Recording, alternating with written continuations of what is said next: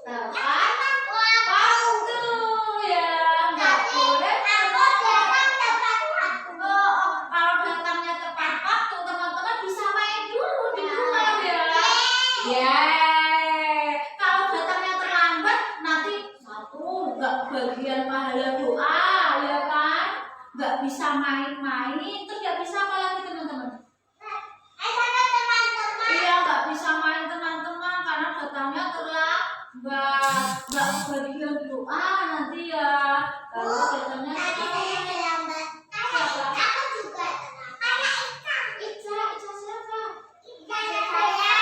Oh, Ica adanya Mbak Sheila. Iya. Ica temannya juga. Terus lagi kalau kita habis makan ini ya, makan jajan, itu sampahnya ditaruh di mana ya? Iya, betul di tempat sampah. Boleh nggak sampahnya dibuang sembarangan? Boleh nggak? Boleh. Harus dibuang di mana? Sampah jempol. Terus lagi nih teman-teman, kalau misalnya ada temennya yang lupa nggak membuang sampah, ya kan? Ternyata temennya lupa ditaruh juga. Kira-kira gimana ya? Oh, di lantai. Loh, temennya harus diapakan? Mas Roka temennya lupa. Oh, diapakan? Diingatkan, disuruh mengambil dan membuang di mana teman-teman? Sampah, betul. Itu yang kedua. Terus yang ketiga, kalau habis makan nih teman-teman, kalau habis makan gimana? Ayo, sebelum makan berdoa dulu. Cuci tangan, betul. Kalau habis makan gimana ya? Doa, terus mangkoknya di mana kan itu? Iya, ditaruh di tempat yang kotor ya, di padanya ya. Boleh nggak sih habis makan terus mangkoknya, sendoknya dibiarkan di meja saja?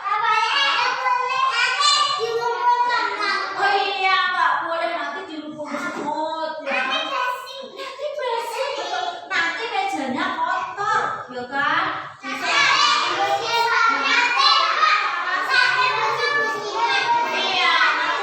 Iya. Nanti nggak dikecuci. Besok kalau makan dulu lagi, mana mangkokku ya? Itu karena belum dicuci. Jadi habis makan mangkoknya harus ditaruh di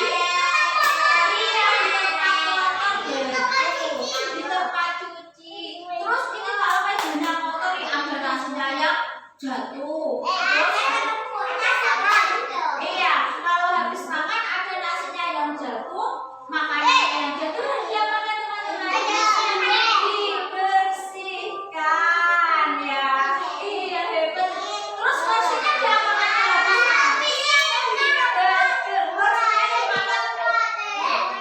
Iya, dirapikan. Coba Bu Rani ingatkan lagi yuk, rapi-rapian.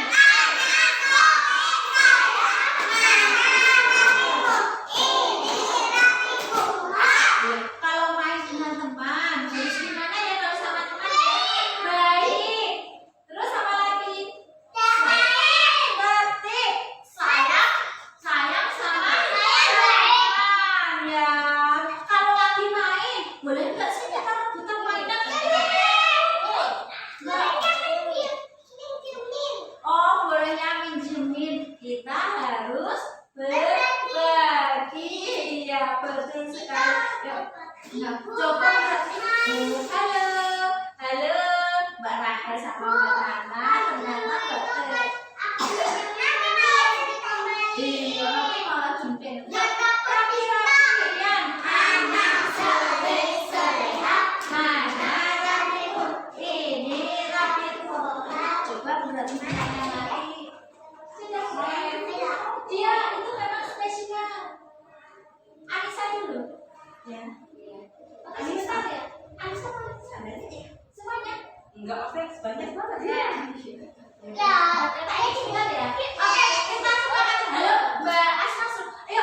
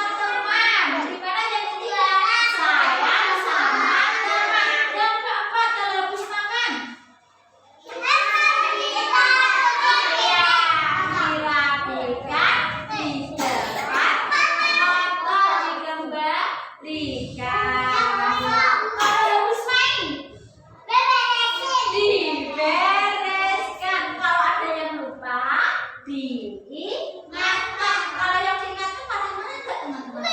Nggak boleh ya. Oke teman-teman. Oh iya ya. Kalau habis naik ya dirapikan ya. Nggak boleh berantakan. Besok kita kalau main lagi bingung. Mainanku kemarin mana ya? Nggak ada. Ya. Karena sudah dirapikan. Yuk rapi-rapinya.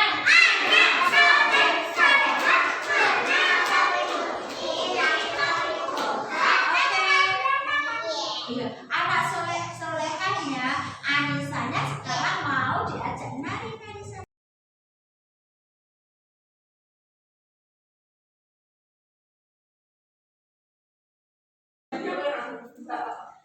Assalamualaikum warahmatullahi wabarakatuh. Waalaikumsalam. Terima kasih waktunya teman-teman yang sudah menyempatkan hadir di sini. Di sini saya akan menyampaikan sedikit ilmu dari apa yang sudah kami dapatkan di pendidikan guru penggerak. Ya, salah satunya modul 1.4 yaitu budaya positif. Budaya positif di situ itu nanti membahas tentang nilai-nilai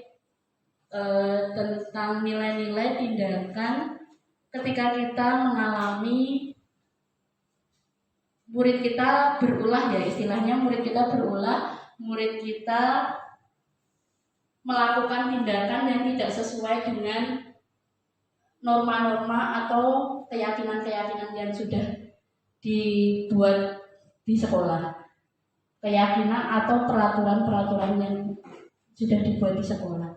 Jadi 1.4 itu ada satu cerita, disuruh menceritakan pengalaman guru ketika Anda sekolah. Ketika saya mengingat guru bahasa Indonesia saya, Bu Sukarni, ternyata saya tidak punya memori tentang Bu Sukarni tersebut. Ketika saya mengingat memori tentang Bu Guru IPA, saya teringat apa? Ketika saya tidak bisa mengerjakan, tangan saya dipukul. Jadi dampaknya itu ternyata sampai kita tua keingat ya Bu.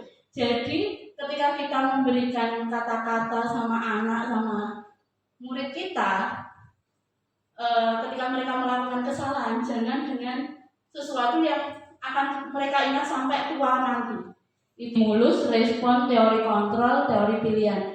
Siapa sesungguhnya yang memiliki kontrol, stimulus, respon, dan teori kontrol pilihan. Kita mencoba mengubah orang agar berpandangan sama dengan kita. Itu stimulus, respon. Teori kontrolnya kita berusaha memahami pandangan orang lain tentang dunia. Perilaku buruk dilihat dari sebagai suatu kesalahan ini.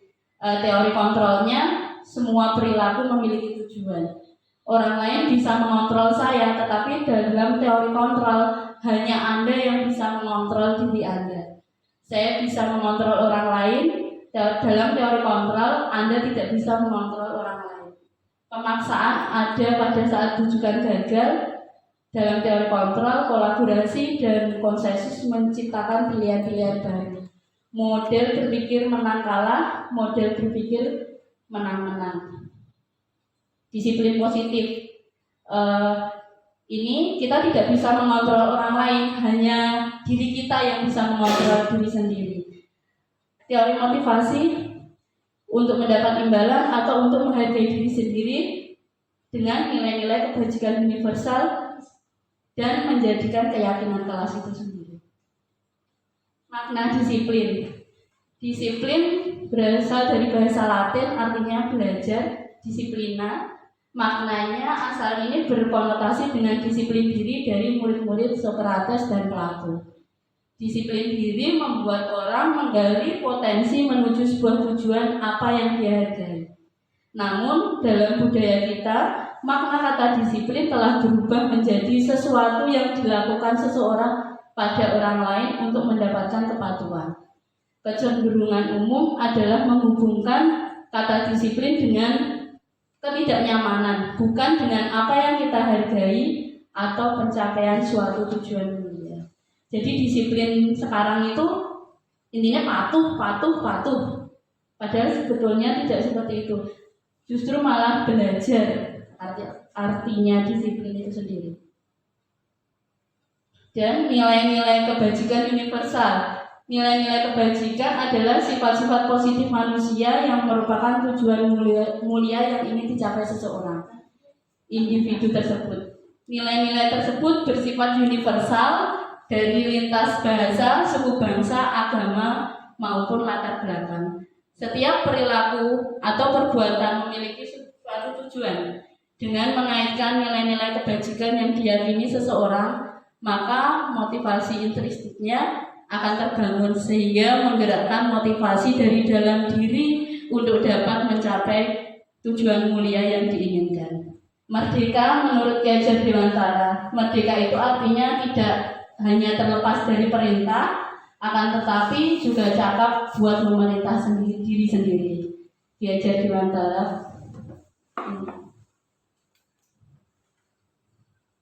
Dihukum oleh penghargaan, bahwa penghargaan berlaku sama dengan hukuman dalam arti meminta atau membujuk seseorang melakukan sesuatu untuk memenuhi suatu tujuan tertentu dari orang yang meminta atau membujuk. Dorongan eksternal dan akan ada faktor ketergantungan. Beberapa dampak dari pemberian penghargaan ini tadi. Dampaknya pengaruh jangka pendek dan jangka panjang, penghargaan hukuman, penghargaan mengurangi ketepatan, penghargaan tidak efektif, penghargaan merusak hubungan. Dihukum oleh penghargaan. Penghargaan menurunkan kualitas. Jadi ketika dia terbiasa mendapatkan penghargaan, pada waktu itu dia tidak mendapatkan penghargaan, dia akan kualitasnya akan semakin menurun. Aku gak dapat apa-apa seperti itu. Dan penghargaan mematikan kreativitas. Yang nggak dapat hukuman itu, kalau kita manusiawi ya Bu, memberi hukuman dalam artian gini, mesti saya melakukan ya bocah-bocah kuwi ya, pasti itu. Saya nggak tertib ya bocah kuwi ya. Ada kalanya hukuman itu diberikan, namun dalam artian hukuman yang positif. Dengan cara apa? Dengan cara misalnya dia disuruh maju, menceritakan kamu tadi sedang apa, tapi tidak dengan hukuman yang memberatkan, atau mempermalukan dia di depan teman-temannya. Misalnya murid diminta push up 15 kali karena tidak memakai masker, hukuman. Menggantikan kertas tugas teman yang telah dicoret-coret, konsekuensi. Jadi perbedaannya, kalau hukuman itu biasanya spontan, gurunya marah terus kamu itu, tapi kalau konsekuensi biasanya ada kesepakatan antara guru dan murid sebelumnya. Membersihkan tumpahan air di meja karena tersenggol pada saat belajar, konsekuensi. Murid disuruh untuk mengenakan sepatu seharian. Ini tidak disunat ya. Murid disuruh untuk mengenakan sepatu seharian di sekolah karena tidak mengenakan sepatu hitam. Mungkin dia tidak disuruh memakai sepatu ya, karena dia peraturannya memakai sepatu hitam itu tadi. Ini mungkin di jenjang tingkat yang tinggi. Ini perbedaan hukuman dan konsekuensi. Hukuman itu sesuatu. Ini saya apa? Ini saya. Ini restitusi ya Bu. Kemarin saya membuat tugas tentang restitusi. Restitusi itu apa? Proses menciptakan kondisi bagi murid untuk memperbaiki kesalahan mereka, sehingga mereka bisa kembali pada kelompok mereka dengan karakter yang lebih kuat. Restitusi juga merupakan proses kolaboratif kerjasama yang mengajarkan murid untuk mencari solusi akan masalah mereka dan membantu murid berpikir tentang orang seperti apa yang mereka ingin menjadi. Mereka ingin menjadi seperti apa dan bagaimana mereka harus memperlakukan orang lain. Ini restitusi. Mungkin sudah pernah dengar ya Bu. Nih, identitas gagal, perbedaan dari hukuman, konsekuensi, dan restitusi. Yang hukuman tadi sesuatu yang menyakitkan sudah, sesuatu yang harus terjadi. Tapi kalau restitusi itu merupakan pilihan, menguatkan murid untuk dalam jangka waktu yang panjang. Korban mendapatkan ganti, jadi temannya yang merasa dirugikan, dia mendapatkan gantinya berupa apa? Mungkin permintaan maaf dari anak yang sudah melakukan itu tadi, kesalahan itu tadi. Murid akan mendapatkan penguatan, masalah terpecahkan. Murid belajar bertanggung jawab untuk perilakunya, fokus pada pemecahan masalah dalam jangka waktu panjang. Apa yang kamu yakini, apa yang bisa kamu lakukan untuk memperbaiki. Jadi ketika anak melakukan kesalahan, tidak langsung seperti itu, tapi kita berikan tindakan restitusi itu tadi. Apa yang kamu yakini, kita manusiawi Bu, ketika anak tersebut melakukan kesalahan otomatis kita meledak, itu manusiawi.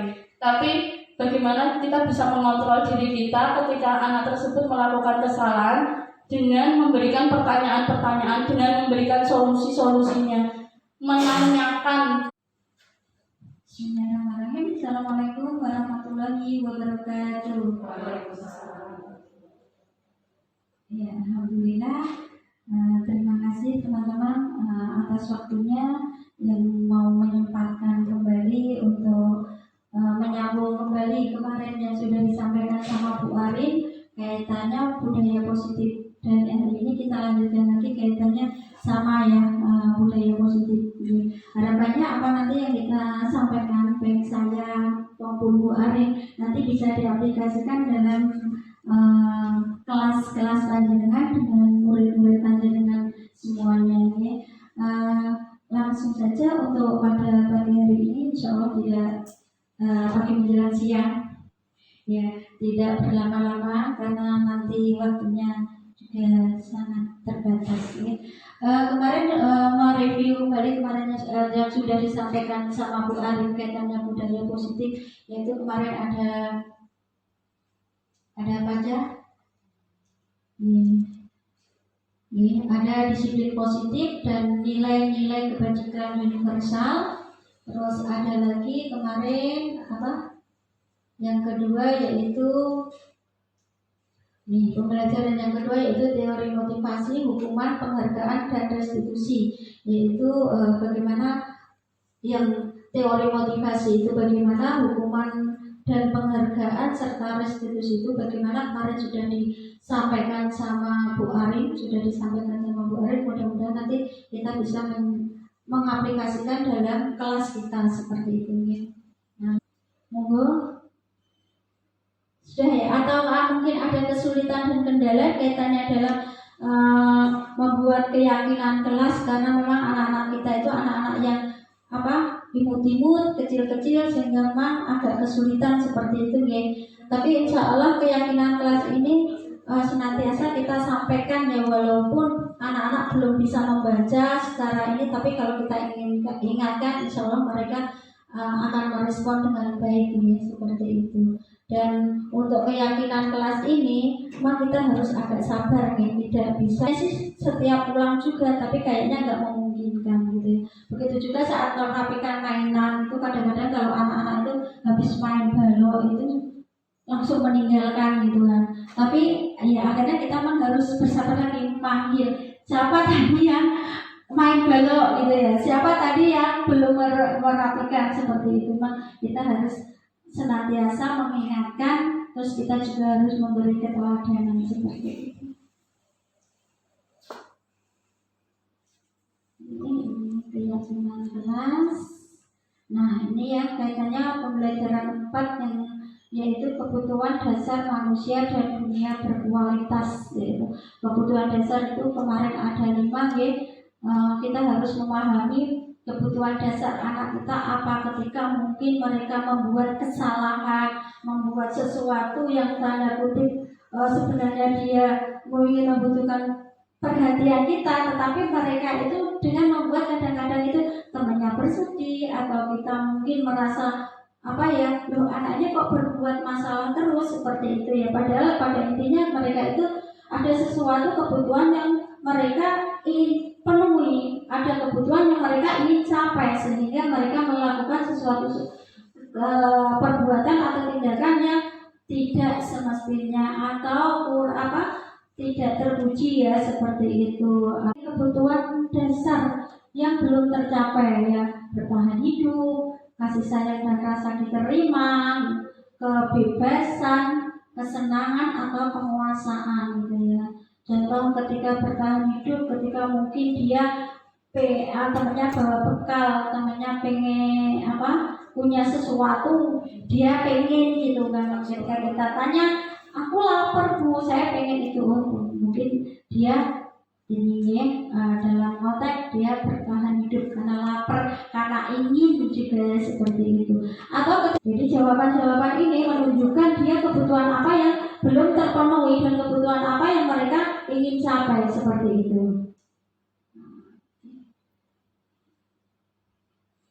Ini juga sama ya. Nah ini bisa saja sih aku senang lihat konsep baru itu kebingungan kalau aku tanya-tanya di rapat gurunya gitu ya seperti itu.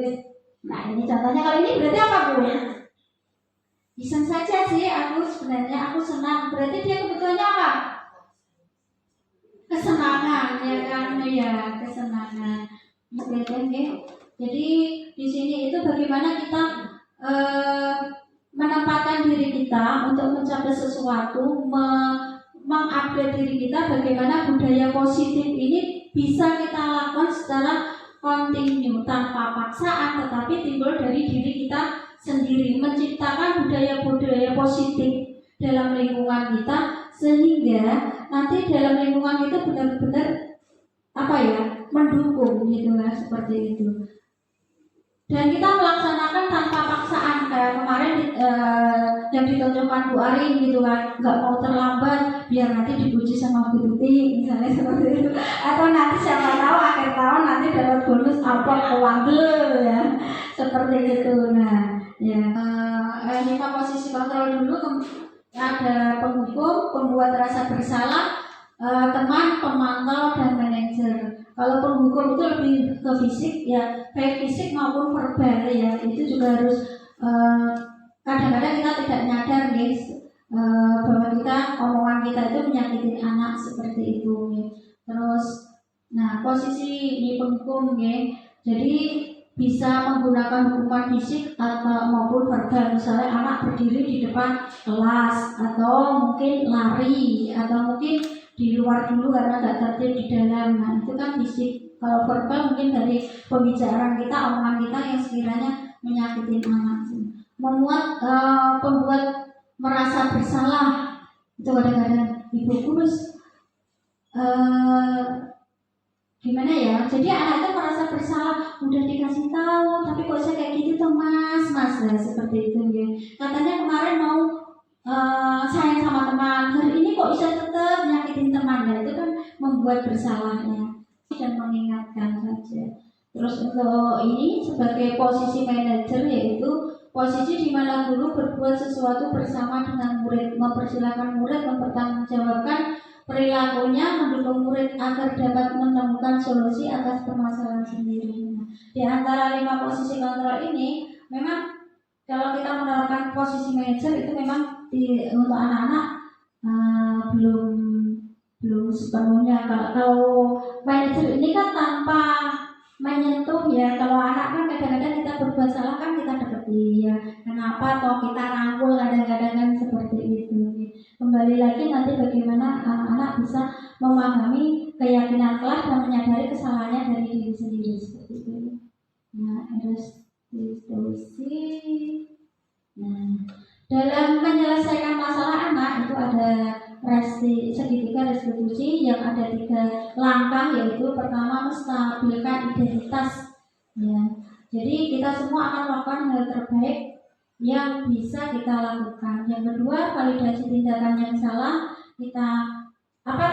Tindakan yang salah kita validasi ke anak sehingga anak itu tahu kesalahannya apa gitu. Kadang-kadang anak membuat kesalahan tapi mereka tidak tahu ya, cuek gitu kan.